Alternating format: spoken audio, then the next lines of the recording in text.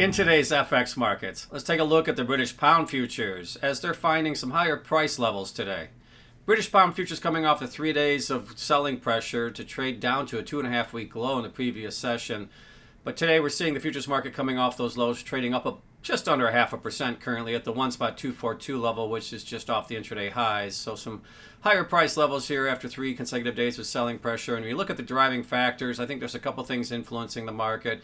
Number one, Bank of England, Andrew Bailey this morning having a discussion about policy moving forward, regulations as well as monetary policy.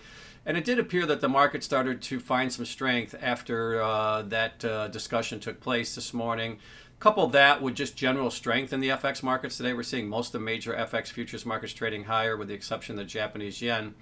And I think the third thing was Chairman Powell's testimony on Capitol Hill. Again, talking about U.S. policy moving forward. And another factor, I think, to be incorporated into the price action today, although there wasn't a significant reaction to that testimony.